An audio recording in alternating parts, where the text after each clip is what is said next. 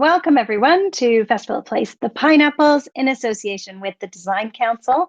This is a unique event where we bring together developers, designers, placemakers from across the built environment to share their work as they vie to win a golden pineapple for place. We want to celebrate the best in practice, to shine a light on those delivering the change we want to see in the creation of urban places. My name is Christine Murray, and I'm the co-founder and director of the Festival of Place and the editor-in-chief of The Developer. We're an independent media company, and we run events like this one, as well as creating content about how to develop and support livable places where citizens thrive. So we'll be hearing from the projects shortlisted for the Pineapple for International Future Place. Each team will have just 10 minutes to present. Our judges will then have 10 minutes to ask questions. And in the interest of fairness, I am charged with keeping us running to time. So feel free to use our emojis down below to send some support and feedback. And we also have the chat over to the right. You'll be meeting the judges and hearing from them after our, thank you for the emojis, thumbs up to you too. We'll be hearing from our judges after our first presenter when they will put their questions to them.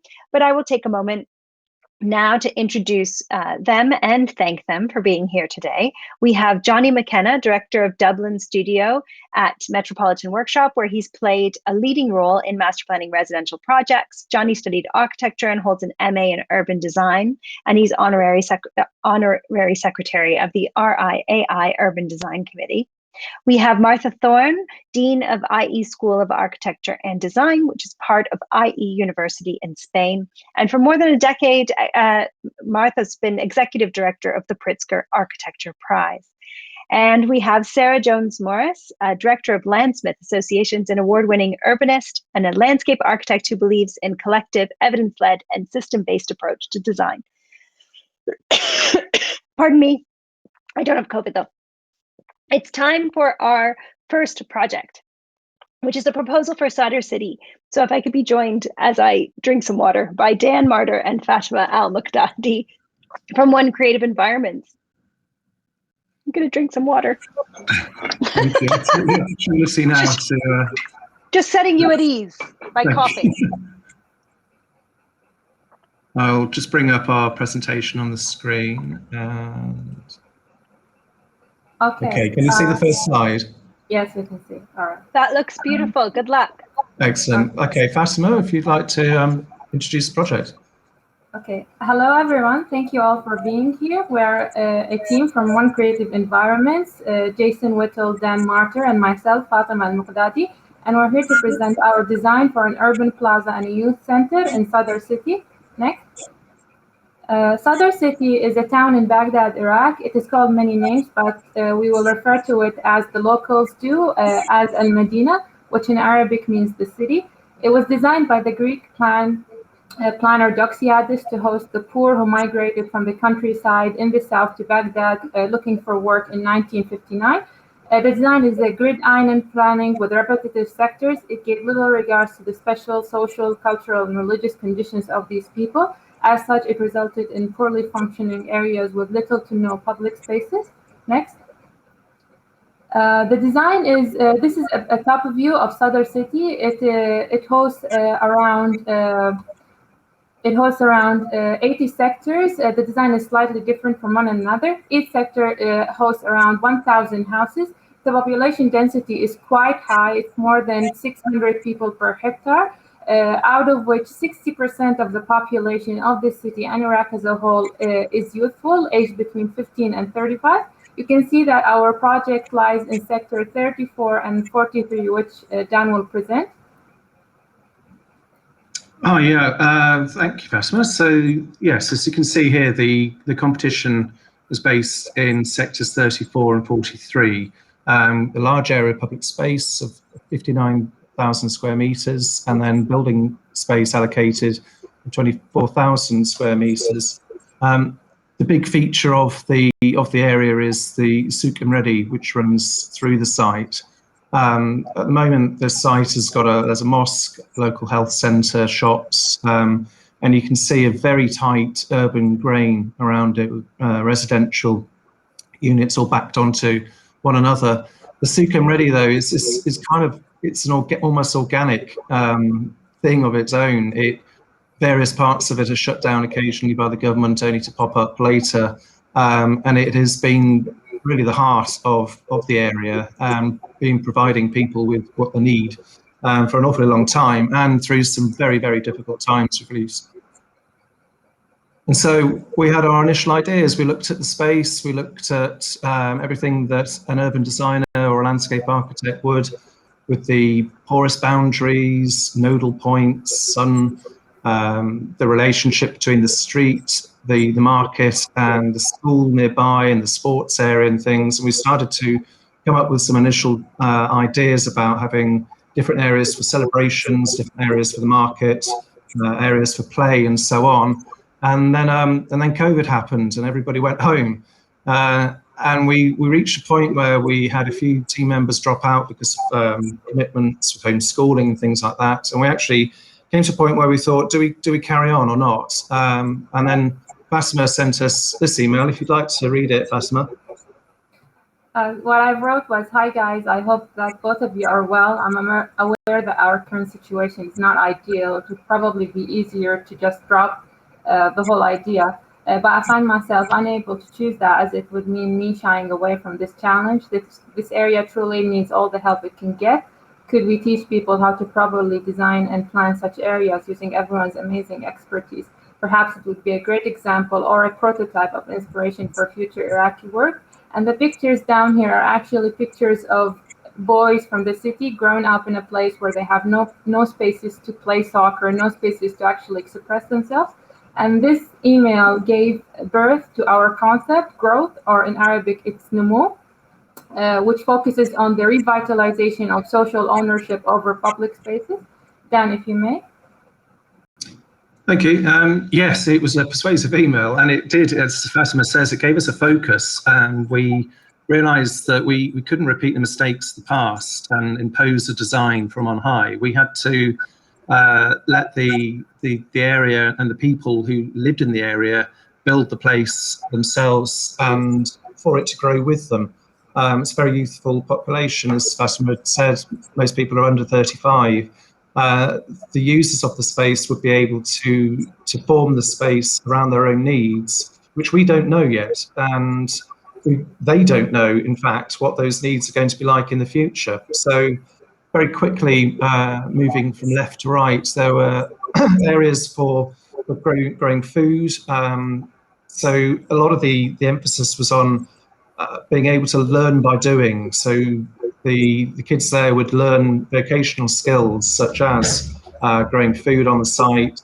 Then there were large areas for public space for events that there wasn't space for previously. So for iftar during Ramadan, Eid celebrations, weddings, a kickabout after school, public, family picnics, all sorts of things. Then in the centre is the souk and ready. And then coming off towards the right, areas for play, unstructured areas for play, you might add, and then all the axes leading to the buildings which Fatimah designed, which we'll be able to go on to later. The emphasis being, though, that these are flexible spaces, that the people have autonomy over these spaces, kind of a reflection there of the organic nature of the market that sort of pulses almost. It grows and shrinks on its own. Shading and protection from the sun and comfort as well were very important things. It was 50 degrees last summer in Baghdad. So shading was very important, but we could use that shading to subdivide spaces. So it could be used overhead. It could also be used to subdivide spaces, walls. And depending on what event was happening and the weather at the time, the space could sort of move and grow around the uses at the time. There's also an old bit of technology that we wanted to reintroduce into the space, which are wind towers. I'll go into that probably later on or in the questions afterwards how it works, but it's old proven technology that doesn't require power. We needed to design something that people could take on and use without being dependent on anything else other than themselves. One of the other things that we wanted to do was the old city in Baghdad was built from the mud of the Tigris. And we wanted this space to be sort of born of its area. So there would be an idea that we would produce bricks on site, so that the kids there would have the vocational training of, yes, the brick making, but also the bricklaying and the building of the space. And there's no greater sense of ownership than living in a space that you've literally built yourself. So it would be their space built by their hands. And play, again, unstructured and free. I don't know what a 7-year-old Iraqi lad really wants from a playground. I imagine it's quite similar to what my 7-year-old son wants, but I don't know until I've asked him. And so the idea would be that we would provide the materials, the tires to make swings out of the wood and timber and things, and the help to be able to make it, but to let them create the space themselves to their own needs. And that really was the idea behind the whole of the project in its entirety, really. And so if I pass it over now to Fatimah, she can talk to you about the buildings in the space. The building's design pays direct reference to traditional Baghdadi planning, which you can see on the screen. There were 3 types of functions. There was educational functions, artistic functions, and entertainment. So we've divided it into 3 main houses: House of Education, Arts, and Joy, which all are characterized by a central courtyard. In Iraq, it's called a hosh, surrounded by lightweight arcades. Is the slides? Can you next, please? Yeah. So these courtyards were designed in an Islamic-style gardens with water surfaces to cool air within the building. Semi-open spaces were also attached to the courtyard to function as an adaptable exterior spaces for activities. When we reached the point where we wanted to present the final project, we felt that this was not a design, but rather a journey of a space from alienating people towards becoming theirs. As such, we presented the poster as a storyboard rather than a project of a boy called Abbas, which is a common name in Medina, who grows up going to the market to help his mom, prays with his father in the plaza, learns brickwork in the center to help build his city, and grow to have even his wedding or his birthdays there. For us, this was not just a project; it was a collective journey towards towards a Medina which belongs to her people, and we wanted to provide the tools and give the local communities the freedom to grow their own spaces according to daily needs. Thank you so much for listening, and we are here and we have the pleasure to answer any questions that you have. Thank you. Thank you. Thank you so much. If you want to unshare your screen, I'll invite our judges to turn their cameras on and join me. I really loved your idea of shade being used as a device to subdivide spaces. I thought that was really beautiful. Sarah, can I bring you in first? Would you like to share your question? Hi everyone. Thanks very much for your presentation. I thought that it was very strong, culturally responsive, and you can see a clear identity. And it's interesting, the dialogue and the stories associated to that, but also the sense of flexibility for future adaptation. The one thing that sort of captured my thoughts a little bit was about how you're designing for future landscape resilience with climate change, but also with water use. So I'd be interested in a little bit, touch upon that a little bit. Dan, would you like to go? Okay, I'll go first. For me, it was really stark that I haven't experienced the sort of the heat really, that is quite normal there. So I really had to we had to look really hard at what do we use, what materials do we use, and we just found that we needed to use the vernacular architecture, the materials that were already on the site to future-proof it against what we expect will be hotter temperatures and things. Water use was another difficult one as well. what it needs is lots of water to cool the place and to grow food and things. But also, what it doesn't have the luxury of is a river next to it, or a constant supply of water. So we weren't able to go into the very detailed level that we would like to have gone into later on. But we did explore ideas of water capture and water storage, perhaps using some of the raised levels of the large public areas to attenuate water underneath when it does rain in the winter. But yes, it was one of the main sort of aspects of the project for me, certainly, was the heat and making the place comfortable. Martha, would you like to join us on stage? Yeah, thank you. Thank you so much. It was a pleasure to listen to your narrative. I really appreciated it. The one question that I have, that and looking at the plans and listening to you, I still have some doubts, and wondered if you could help clarify how you see scale. It's your plan and the layout is extremely geometric.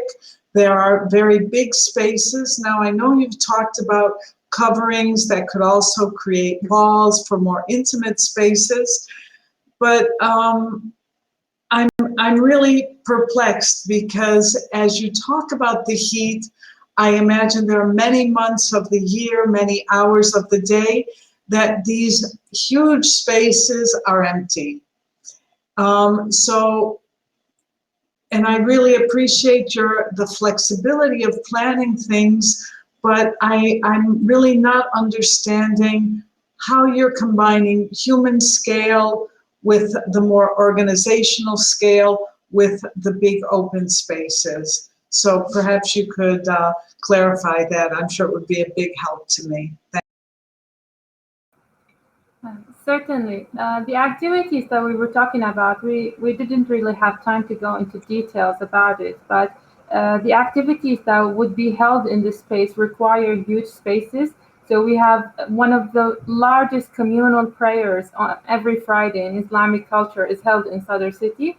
There's also 40 days in every year where they have continuous rituals and continuous ceremonies towards a special religious condition called Ashura, in which they would need spaces to cook. They would need spaces to have these huge pots where they cook and they distribute the food for the poor people. So we couldn't really, because it's so dense, they would need a large space to have all those rituals.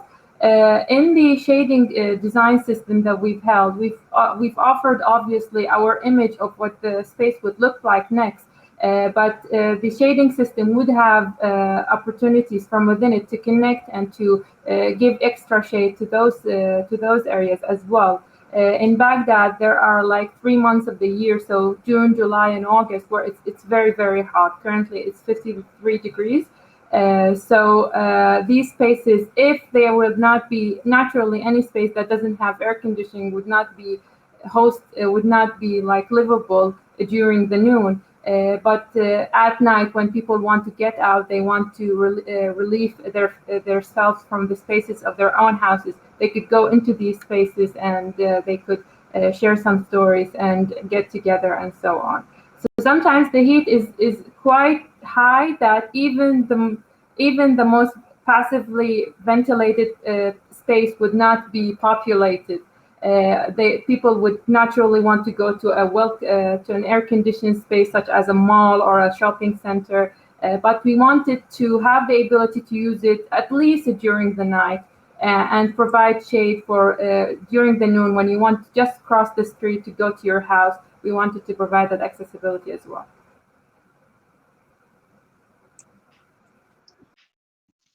Jonny, I'm going to bring you in. It feels like we're talking about a vastly different climate to that in Dublin, but I'm sure. It's very warm here today, I'll have you know.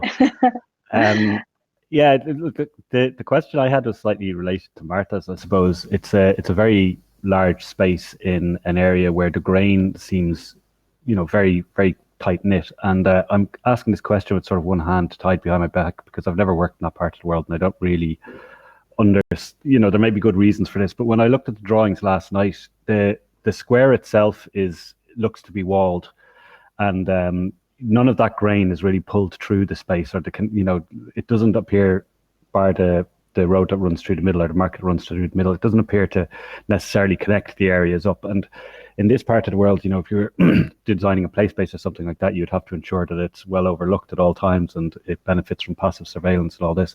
So in some of those areas where you could be in the corner of one of those spaces inside a walled environment, not overlooked, I was just wondering if you could sort of delve into that a little bit.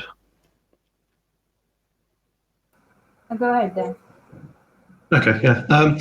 Yes, there was part of it was trying to find a balance between the necessary shading and having a wall boundary. The walls themselves would be visually porous. They're not, they're not just a flat wall. We had looked at having two skins to it so that you'd be able to see through it, and we would be able to have some passive cooling through winds and things. And it is a big space. That's true. But as Fatimah had said, it was more of you have to look at it as a space that would be used later on in the day, at night time. During the heat of the day, spaces just take on a different use, I suppose. It's easier and more pleasant for people to be outside in the evening. And yes, we had looked at whether we have lots of entries in, but I wanted to, with the walls, to define the space. The souk and ready is a very wide opening.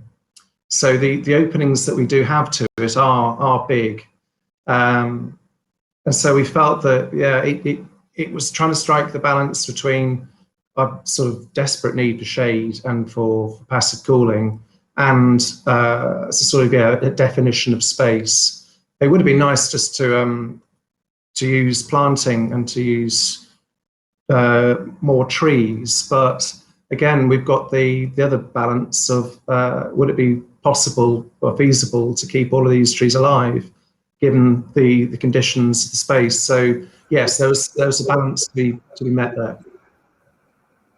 We also thought about having the walls being the place where people can express themselves. So the building has an artistic house where people would learn how to, would people have workshops, they would have a gallery, they would have a permanent museum as well to remember those people that suffered all those years before. In Baghdad, it's a really common thing to have writing on the wall, graffiti, random messages here and there on walls, honestly, where they shouldn't be. So we thought about, rather than zoning these people and telling them to act right and not to express themselves in their own space, having these walls would provide an extra canvas for them to like write themselves, write the name of the city, and explore their own creativity and their own touch on the space.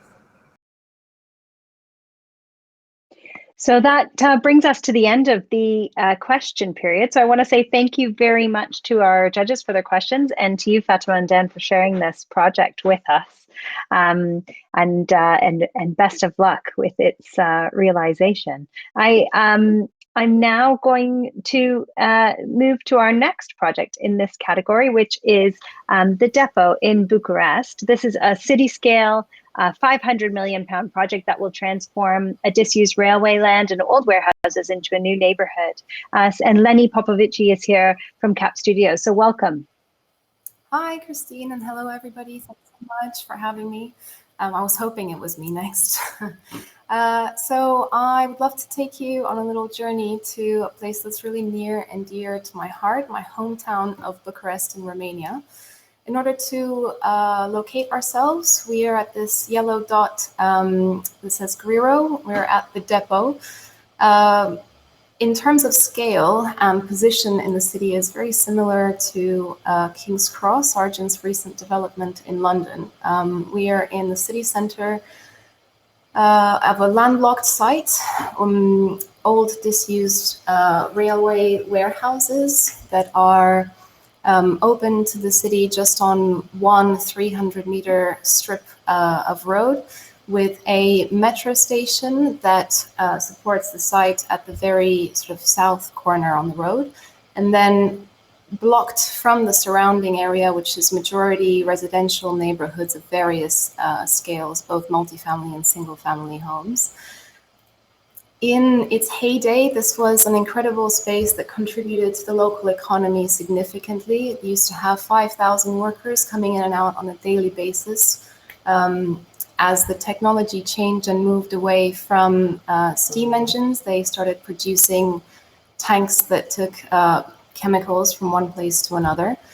And now, due to its location and due to the requirement for industrial spaces to vacate the city center, we are looking at a space that is incredibly powerful and dramatic, but severely underused. There are about maybe 200 people that come here daily in such a large space that is a very small amount. So we're very lucky to have a really visionary client that took a different approach to what would normally happen in Bucharest, which is a preference for starting, from sort of brownfield or greenfield sites, tearing everything down. But we believe that these incredible warehouses have a lot to offer, and we'd like to integrate them into the future of the city. So we started off with a very careful audit of every single structure on site, of which there are more than 27, categorizing buildings that have a lot to offer, and identifying spaces in which to invest and spaces in which to regenerate. So reusing existing structures was a really big part of the driver for the new buildings, but also reusing materials like bricks and steel structure and repurposing them in other areas was really important. So our master plan, it's a good mix of inhabiting existing warehouses and also allowing space for new development. And there are 2 towers that help delineate the front and the rear of the site, acting as wayfinding points, both for people who are on site, but also as beacons for the larger city. If we start thinking, first of all, about the tricky issue of the rear of the site, which is about sometimes up to 500 meters away from the street front, we're thinking about how to activate, how to generate a pull of people throughout the day. So concentrating our variety of uses that range from office, residential, hospitality, education, medical uses, and entertainment venues. How do we organize these in such a way to really think about the way that people would use the site and circulate through it, and the difference between day and nighttime? So at the rear of the site, a large entertainment venue that is closed up in the winter, where temperatures reach sometimes minus 15 degrees, complements the space and draws people through. And there's also a medical center that would serve the wider community. This entertainment venue would open up, or have the possibility of opening up, into an amphitheater that is open in the summer, where temperatures are much, much higher, up to 40 degrees, and very beautiful and sunny. So really taking advantage of what the climate has to offer in the warmer months. This is what the majority of the ground floor space looks like at the moment, a series of interconnecting warehouses. In the future, we envision keeping and reconditioning the structure, opening it up to provide a real flexible space that is covered and allows light through at ground floor. So in this space, we envision very flexible retail.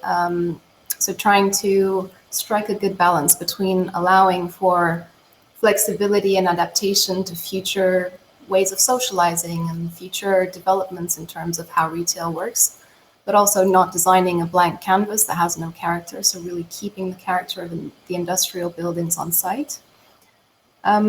We have a big mix of uses from, international brands that can come and inhabit these spaces, but perhaps most importantly, the opportunity for local makers and suppliers of really iconic, fresh Romanian, almost always organic produce to inhabit the space. There is space for them, affordable workshop spaces for them to both make, and also space for impromptu market stalls in order for them to sell on site. And because of the large scale of the proposal, a lot of opportunity for, I've lost my...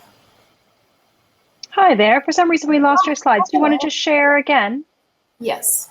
Okay. I'm not sure what happened there, but... That's all right. Hopefully I can get that back.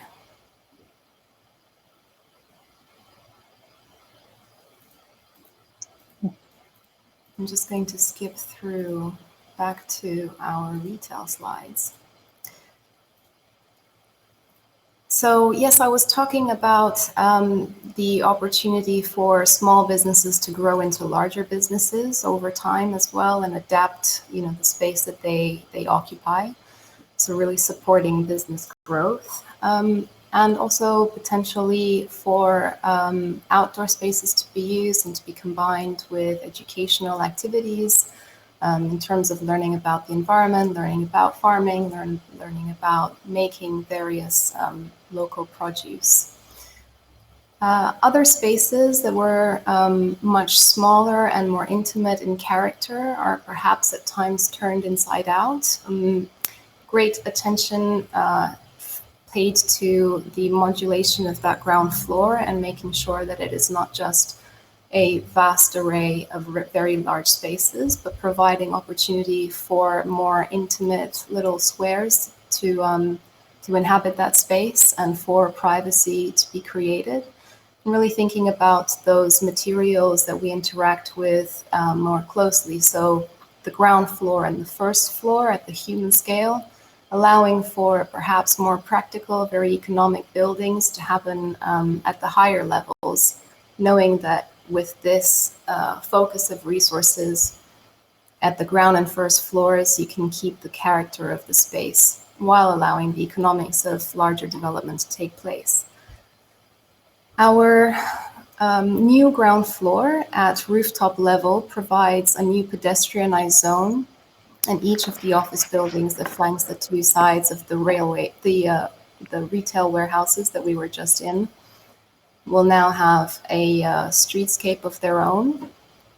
In this area, we are envisioning a variety of uses to take place to support both the social, the economy, and the cultural aspects of neighborhood life. So including market stalls, exhibition spaces, renting out zones for busking, for art, also sports that can change from summer to winter use, again, responding to the climate. So perhaps swimming pools that turn into ice skating rinks and the like, and really using these vast, flat rooftop spaces and creating really valuable real estate in that sense, and also taking advantage of the fact that level changes allow for very natural surveillance to keep this whole area safe and comfortable to use. So hopefully what the result is a very natural expansion of the site over time, something that looks like it really blends in with its neighborhood and surroundings, and what we consider to be hopefully a very complete and quite charismatic new district for the city. So thank you very much for listening to that whistle-stop tour, and I'll be really happy to answer any questions. I guess I stop presenting now. That's right. Thank you so much. I mean, there's really some great love for those old depot and warehouse buildings that comes across in the images you showed and in the presentation. Jonny, can I invite you to join us and let us know what your questions are about this project? Yeah, thanks, Leni. That was very impressive, I have to say. So I suppose, I'm really interested in how you reused all the existing buildings on site.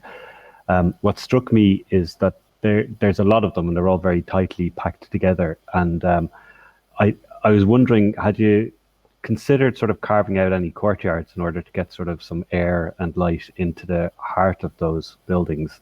Because you seem to have created a new ground floor, I suppose, of +1. And I'm just wondering, if you think about the Barbican or somewhere like that, those sorts of environments can be tricky when you disconnect them from the surrounding landscape. So, I was just wondering if you thought about sort of carving out bits of open space within those buildings when you were looking at this.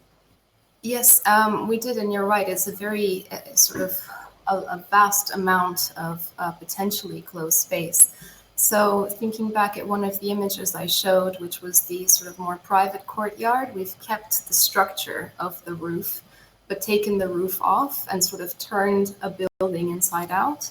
So if it used to be enclosed, it becomes an open space that just has the skeleton of the roof structure that helps to give it intimacy and really not make you feel like you're standing in between skyscrapers.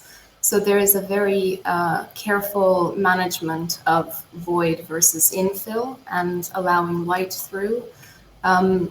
Other images that I didn't show because of time constraints, there is a warehouse that's, for example, 32 meters tall. Again, we can think of segmenting that roof and segmenting that space so that some of it becomes external. So you take the roof off, perhaps keeping the structure, perhaps sometimes just taking it off completely. And in some times leaving the roof on, but taking away the sort of outer walls to make that into a covered open space. So yes, there is a lot of opportunity to make sure that we're providing daylight for uses that really need it. There are also smaller buildings on the perimeter of the site and at the rear that are more suited for residential use, for example. They have a much more contained area and floor plans that have the right depth. So it really is an exercise in management of scale. You step out and you look at the whole, and then you really go into each and every structure and think about the human scale, the human experience, and how the grain of that structure relates to the ones around it. Thanks. Martha, may I bring you in at this time to ask about the depot? Great, thank you. Thank you so much for the presentation. I have to say it is incredibly inspiring to think about tackling a large area of a city, and the change could be enormously profound, not only there, but throughout the city and as an example in other places. The question I had, and I hope it's an appropriate question, but I'm a little bit confused. You mentioned in your text 500 million in investment. Then there's a lot of spaces that you mentioned, different uses and location. But the very challenging aspect about making a change so big is timing and financing. So I wondered if you could mention if you looked into the business model, or if your client, I understood it was a private client, if this private client has a business model. So if you could mention that. And the second question is somehow related. The drawings are beautiful, and again, I can't say enough about the inspiration. But there seems to be there's lots of space, and there were a lot of people represented. I'm not sure if you calculated the use in terms of number of people. it looks all very ideal, but I'm sure there are challenges, that there are areas where there would be no one, or there will be years that it will be still an empty container. So could you tell me a little bit about the business plan, and then a little bit about maybe the phasing and people, and how you would guarantee that, or maybe you're not even going there. Maybe this is just a visionary plan to inspire others to come in and participate and make it their own. Thank you very much, Martha. And I love those questions, both of them. I think there's a lot of value in being extremely idealistic at the beginning of a project like this that requires you to be inspirational in order to get everybody going. But at the same time, you're absolutely right. It's got to be an economic proposal that makes sense, and we've got to think about the timing and the phasing. So yes, our client is a private client. He currently owns the business and the land, so the sort of industrial business that inhabits that site. The 500 million pound figure that we put to it varies very much depending on how you make your calculations, of course, and of the local economy. If it was something like this in the UK, it would be a much higher figure, depending on construction costs that differ from here to Eastern Europe, perhaps by 3 up to 5 times difference.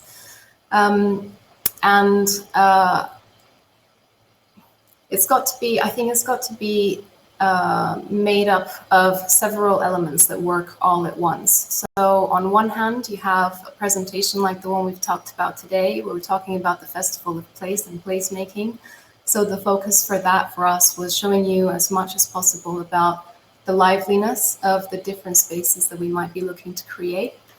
In the background, our team working on something equivalent to a stage 1 report was looking at producing for each one of the different uses. So office, retail, residential, hospitality, medical, entertainment.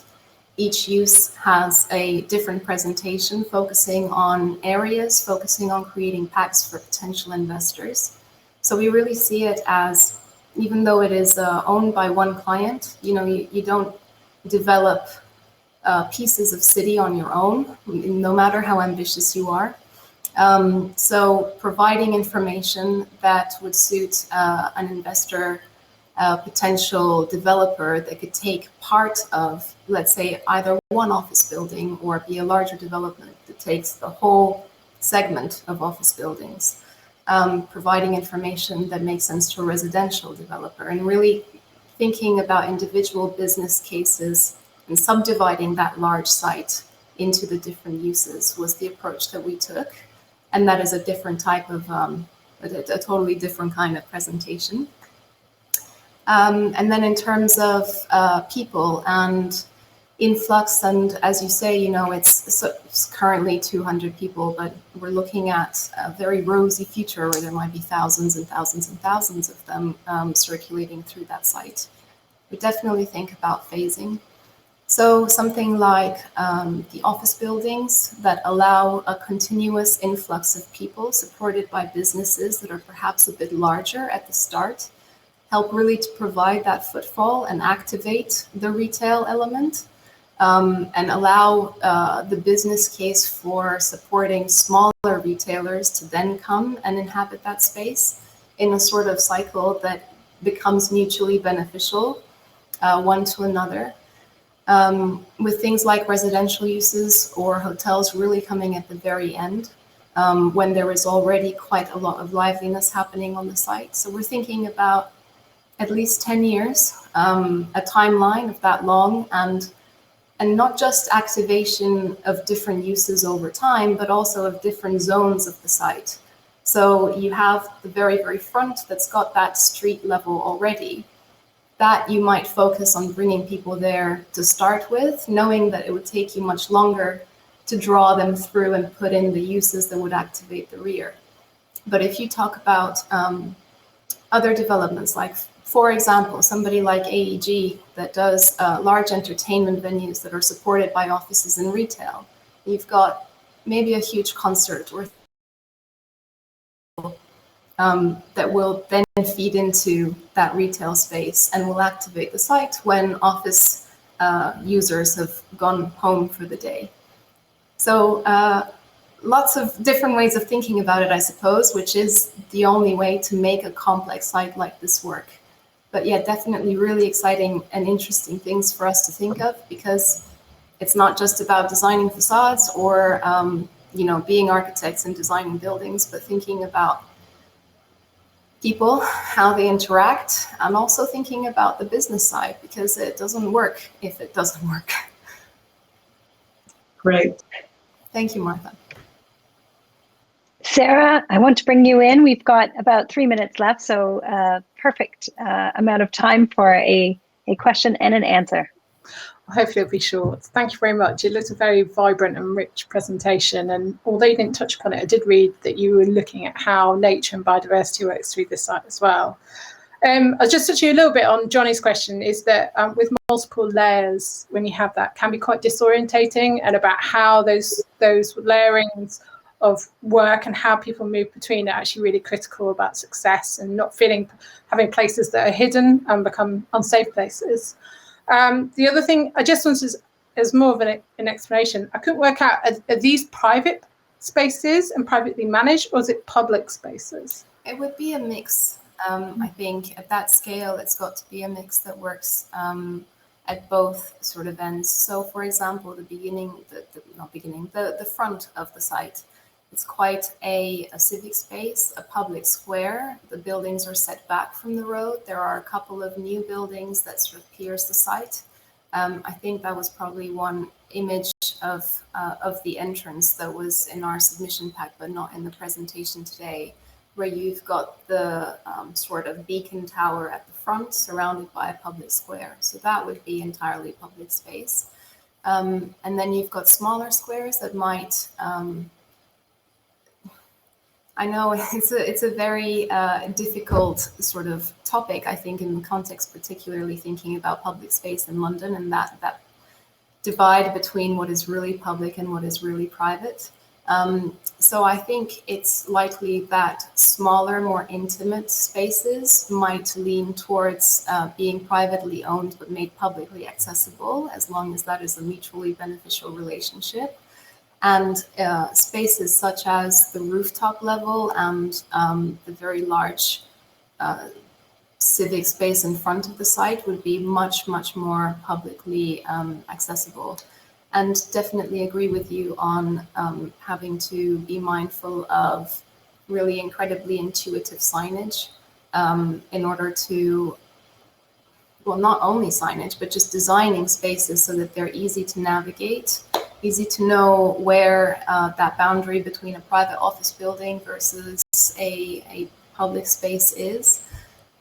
Definitely a lot of things that have to be designed in more detail as we progress at the further stages of the project. So we're currently in planning at the moment. COVID has been very difficult. Romania is a much more bureaucratic system than in the UK. Everything is paperwork. We've got to get approvals from 45 different different government bodies. So yes, at the moment it is quite schematic still, because we are at the planning stages. But as we progress, we would be able to get a lot more granular and really think in more detail about exactly how people navigate the spaces and who, what belongs to who. Well, that's my job to jump in and say that's time. So thank you very much, Leni, for sharing that with us. Thank you. So it's time now to hear from our final presentation in this category, and that is Lyon Confluence, which is going to be presented by Billy Prendergast from David Chipperfield Architects, a mixed-use quarter with a range of housing tenures, office and a health centre, and with buildings grouped to define courtyards. So welcome, Billy. Hello, everybody. Can you hear me? Yeah, I can hear you just fine. I'm going to stay with you until you share your presentation, and then I'll let you roll. I will do that now. Hopefully this works first time. Well, we'll stay with you anyway.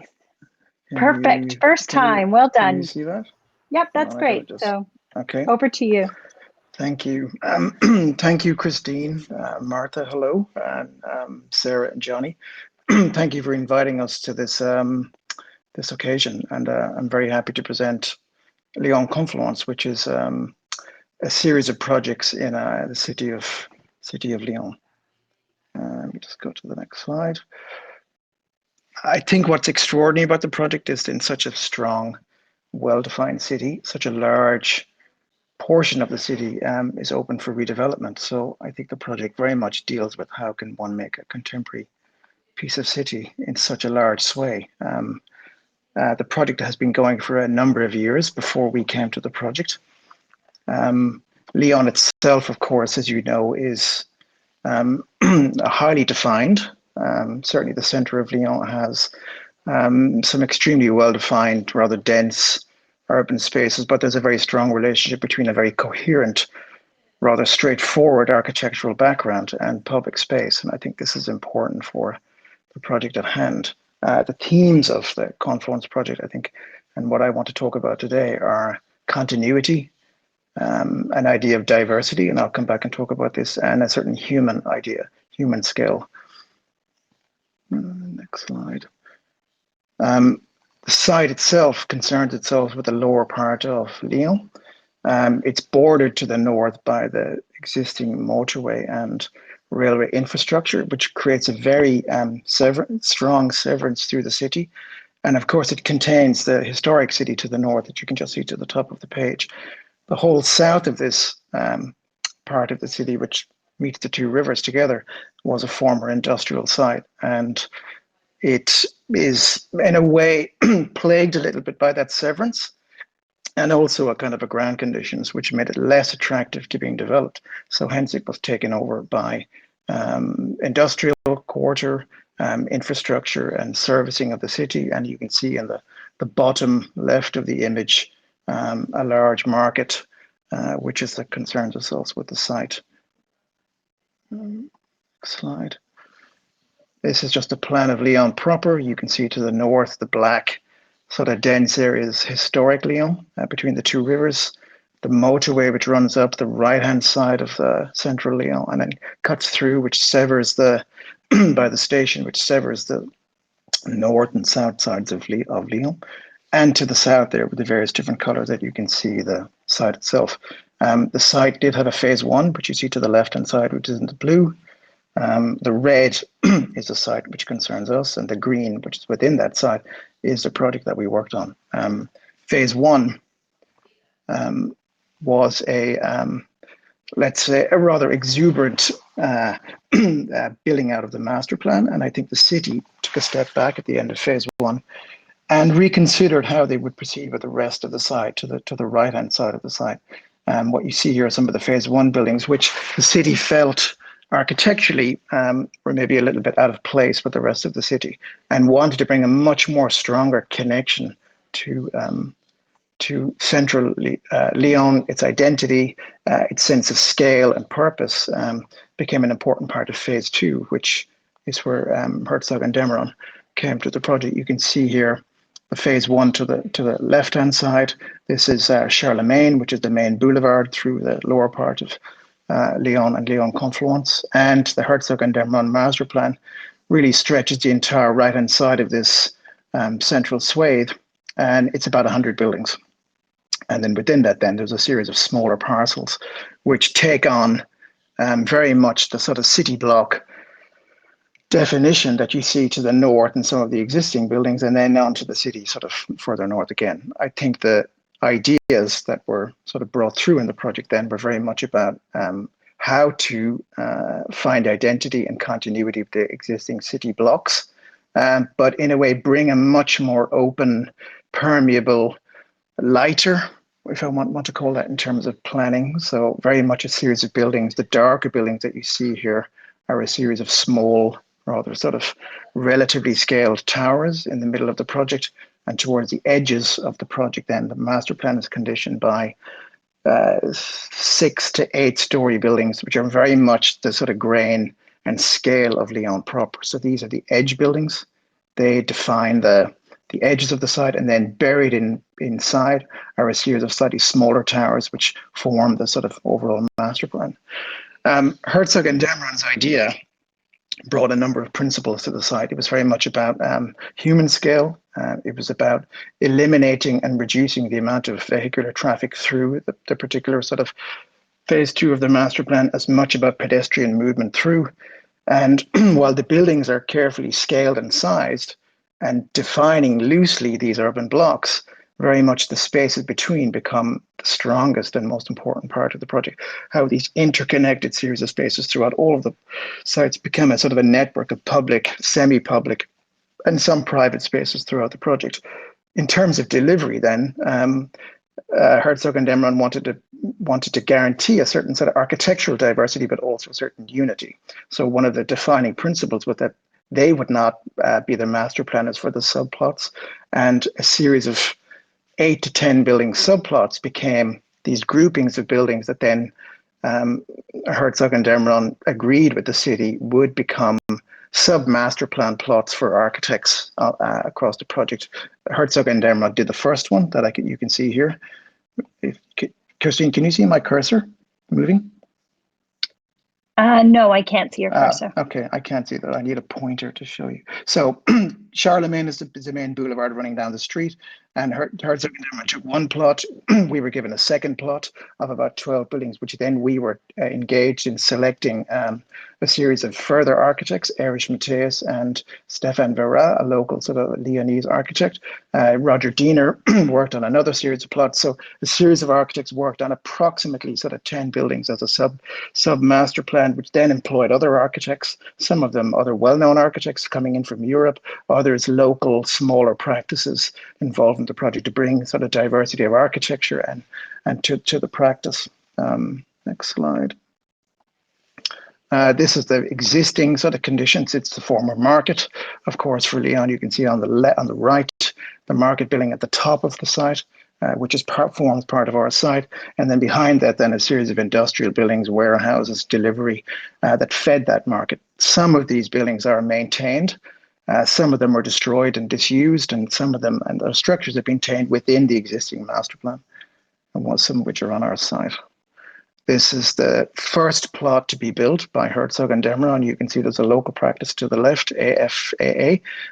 Christian Carrot's very, very nice office building to the right. And then in the back, you can see buried much deeper within the site. This is the Boulevard of Charlemagne. In the back, you see the Tower of Herzog and Demron, which again is softer and quieter, buried within the sort of site.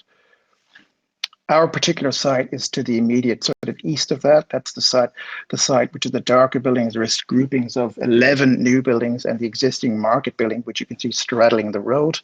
Immediately to the left of the plot is the Herzog and Demron site, and then immediately south of this plot is a master plan by Roger Diener. Our plot concerns 12 buildings overall, a mixture of residential, office, social housing, and the existing market building in the middle, which will become a social use built project. Next slide. We built up a very strong team. There was the existing landscape architects, Michel Devine, Herzog and Demron themselves, and then we with the agreement with the city, brought in Erich Matthias and Stefan Vera, who were all part of the original competition. So while we pitched for the competition ourselves, in the end, we decided to make a grouping across 3 architects and also employed Jacques Wirtz and Peter Wirtz as part of the landscape for the project. So we had a series of lengthy and quite productive process and very detailed stakeholder and engagement process, bringing the whole thing together. So we had unity in the project.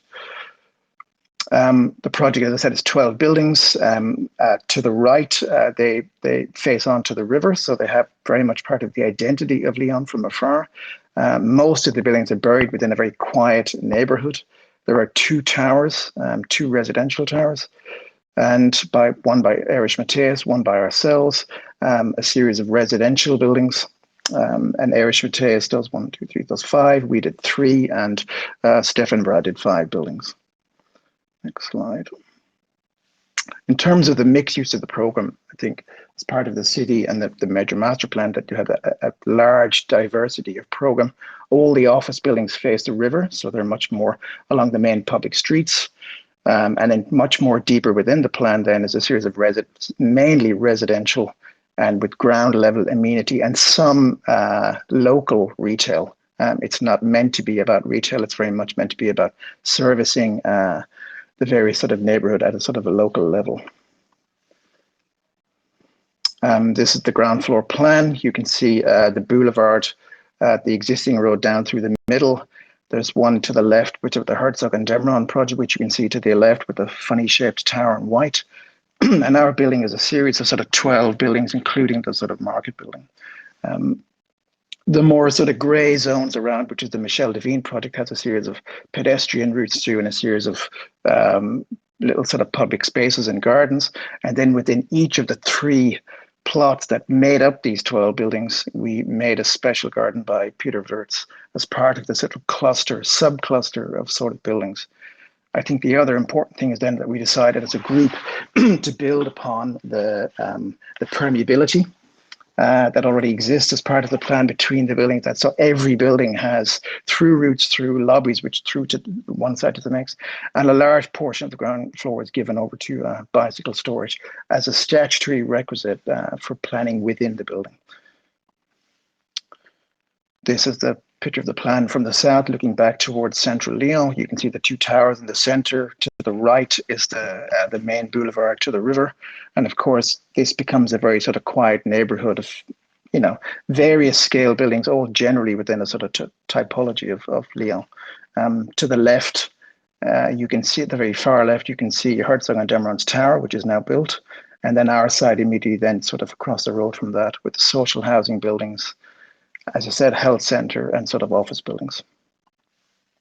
So now I'm just going to go through 3 of those buildings. They're the 3 buildings that we worked on. This is the first. Billy, you have 1 minute.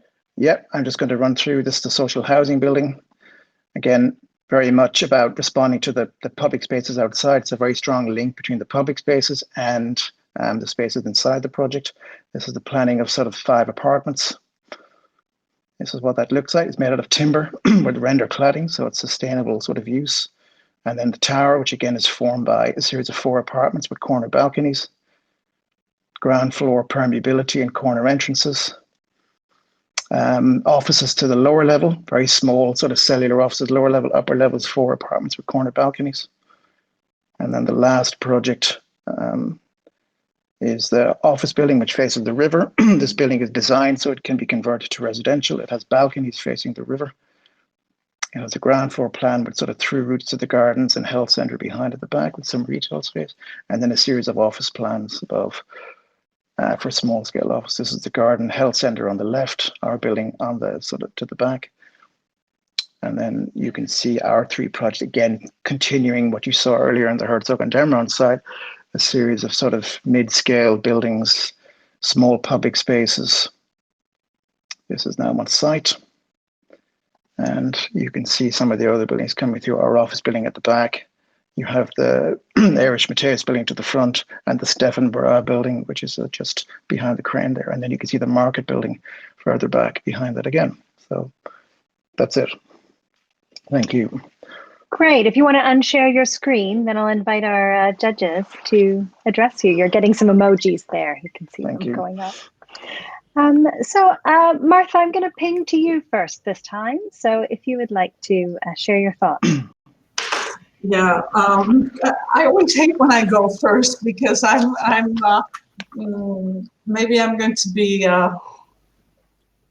well, I'll try to be diplomatic, but I have a very direct question, Billy, for you. Thank you so much for the presentation. I think it was especially helpful to understand the context, and that was a great way to start and really helped me. How would you like me to remember this project? If you don't tell me, I'll tell you what I remember.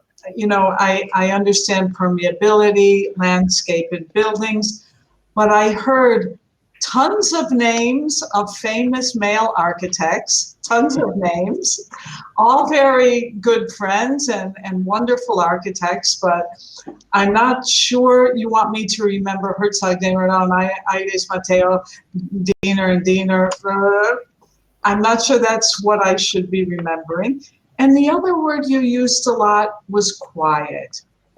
So please, how would you like me to think of this place, and what is, I don't want to say the wow factor, because I think that's a really banal word, but what is that powerful essence that I should take away?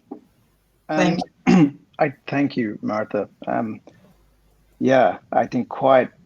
I think for us, what coming from a London perspective, where we're constantly battling developers and make it a bit smaller, and coming from the bloated real estate that is London, it's quite refreshing to go to Lyon and have meetings whereby you find the master planners in the city actually saying, no, take a floor off, bring it down. And what we found interesting was that this conscious relationship between the buildings and the places and spaces they're making in between, and finding that balance between that with the big team that was there and the local team that was there as well.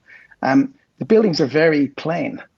What Herzog tried to do was to build a mineral quality that across on the other side, it is very exuberant, as I would say, phase one. Phase two brought a material consistency to the project. It was a requisite of the master plan to follow a mineral quality to the buildings. Lyon is a very white city, has a very nice mineral texture. So this idea of continuity of mineral, continuity of identity of space, in a way, buildings that are almost background to life in the city, and very much about that continuity, I think is what these buildings are about. They're not trying to be showy. It isn't a competition of architectural styles. So you can see them in the images. They're all had to be made out of a sort of a pale mineral quality. Even the timber buildings we have are rendered in such a way as they give a certain sort of homogeneous idea to them. So there's this constant balance between getting textural diversity that is Lyon proper. When you go there, it's party wall buildings. There's diversity in each of these facades, but somehow it comes together in a very continuous way. And I think with the phase two master plan, the scale of the buildings, I think, and the material consistency brings them together and creates this visually quiet place, I think is one. I think the second one then is there's a lot more attention given over to spaces between the buildings. Lyon's quite dense. You don't get into some of these blocks. They make urban blocks. So this one's, while you have a definition of that urban block, they're much more accessible and one can go through them a lot more. So it's a very contemporary atmosphere, but in a way rooted in a particular one that's already there as well. So Thank you so much. Sarah, can I bring you in as we talk about the spaces between the buildings? I know that's something you focus on as well. Yeah, it was. Thank you very much for your presentation. I mean, it's obviously a large undertaking over probably, I don't know, decades potentially of delivery. And in that timescale of decades, that change. I mean, it's been massive changes already in discussions about how cities are designed and changed. What I'm interested in is there's a lot of talk about within the site boundary, but how do you envisage the people who live there who do you envisage to live and work there, first of all? Yeah, that's just one of my questions. Sorry, just one other was just like, if it is thinking more of families, etc., it looks a very formal environment. How would play be permeated through this too? So those are my two. Well, it's clearly designed to be a mix of use.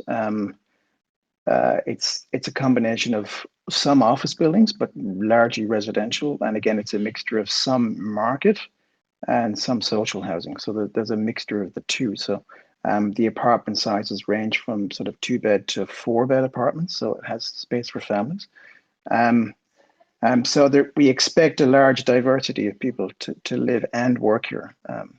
I mean, again, it wasn't very normal for us. We were the tower has offices in the base of the building, which were not very practical. They were quite small, and the efficiencies weren't very good. Again, I'm coming from a very London-centric one where everyone's after efficiencies. These were allowed to be less efficient because, in a way, it was about having small companies within buildings. That buildings were used for more than one thing. The ground floor have all a series of amenity spaces and community social spaces. They're not given over to maximum residential. And they all play out into public spaces. Some of them with the varying degrees of privacy. Some are very public that you can literally walk through, and some are much more private within the blocks themselves. So I think it's a place where you can sort of engage in the outside very directly if you live or work here.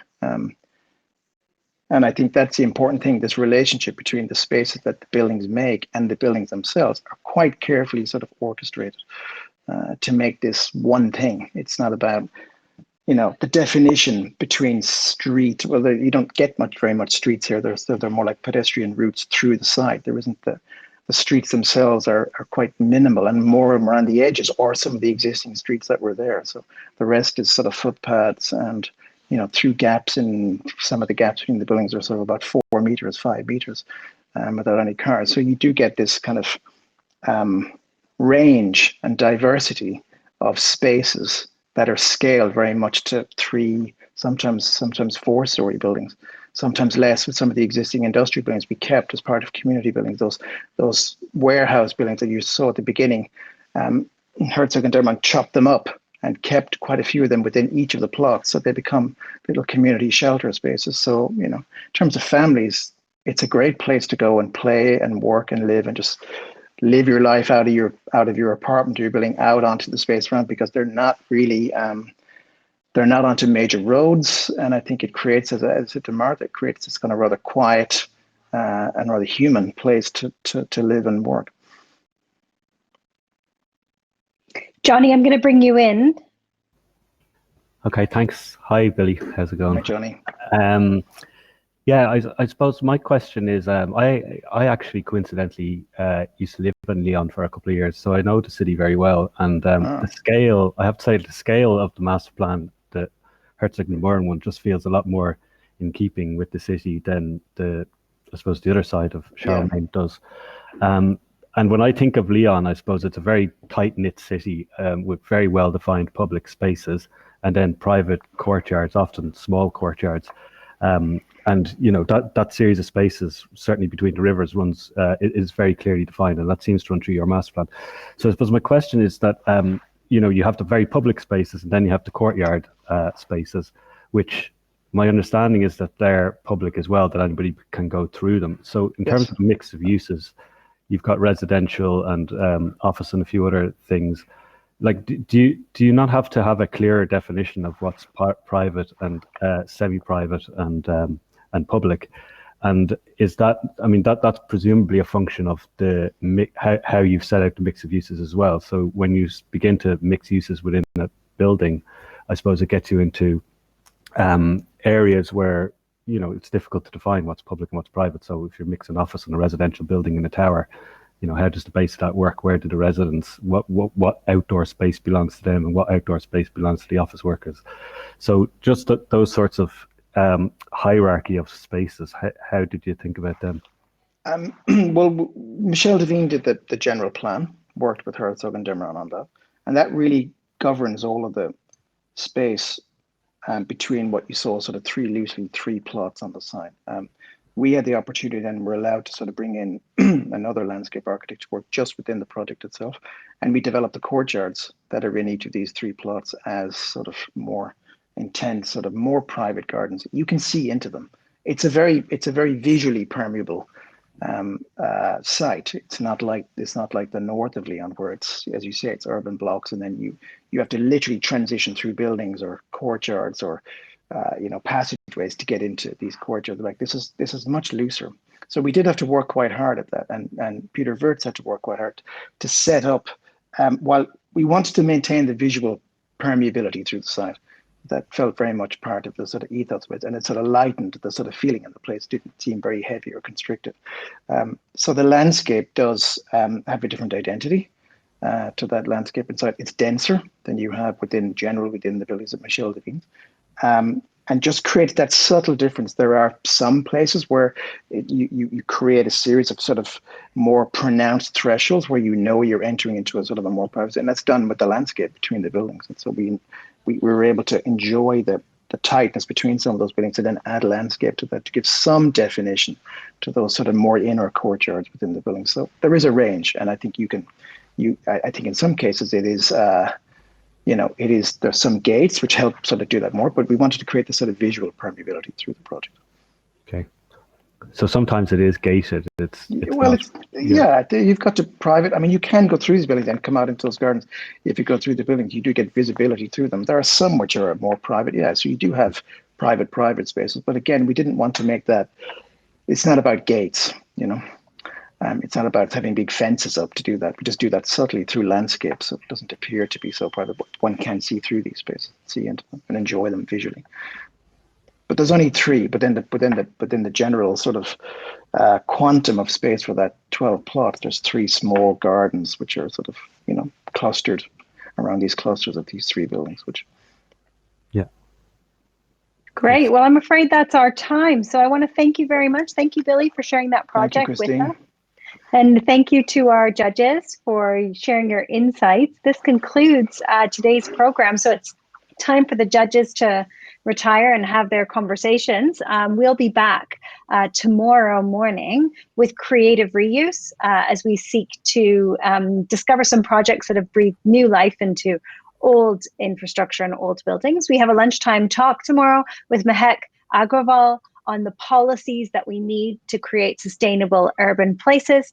And she's going to share some critical thinking on sanitation. And then in the afternoon, we're going to have our category for sustainable transport and active travel.